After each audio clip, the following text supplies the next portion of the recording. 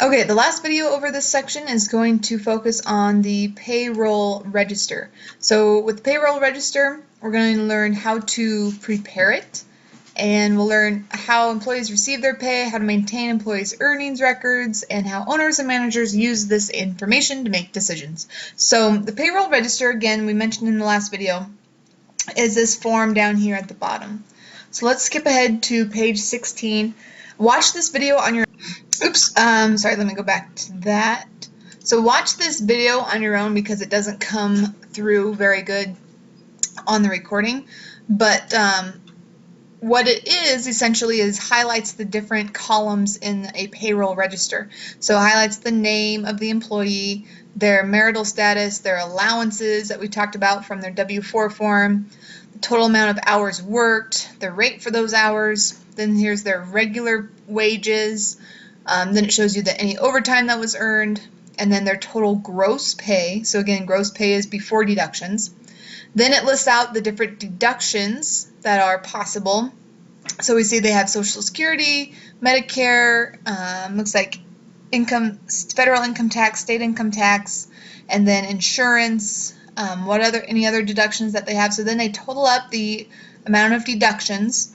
And to calculate the net pay, like we said before, you're going to have to subtract your deductions from your gross pay in order to get your net pay. And then it also shows you the check number for the paycheck that was written to that employee. So again, this page just kind of walks you through the columns of the payroll register, which I just did, and explains it a little more here. I'm trying to see if there's anything that I didn't mention. So net pay again was gross earnings minus deductions, then check number, column total. So then remember, when we fill out this payroll register in our assignment, we're going to need to total our columns down here at the bottom of our register. So this shows us exactly how much is getting paid out in salaries, how much is getting deducted in total, total gross pay, total overtime pay, and all that good information. The employee's earning record. So in addition to the payroll register, businesses should maintain an earnings record for each employee. This record contains all the payroll information related to an employee. They have the same columns, so 3 earnings columns, 4 columns for deductions. So basically it's the same type of form, but there's going to be one maintained for each employee. There should also be one additional column for the employee's accumulated earnings, showing their year-to-date gross earnings. So the employee form is going to look just like this one, except for an additional column showing the total earnings that that person has had during the course of that year. Okay, so managerial applications. This is another look at what do we use this information for? Why do we have to track all and record all of this payroll information?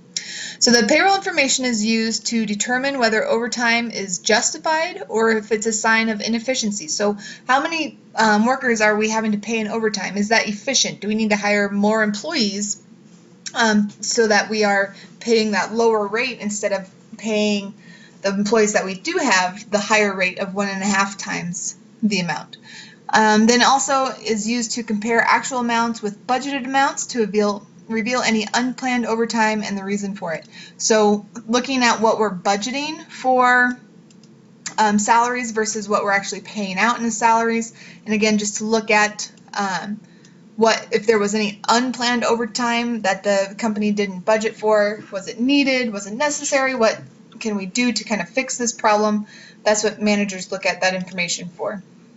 Here's a practice activity on page 19.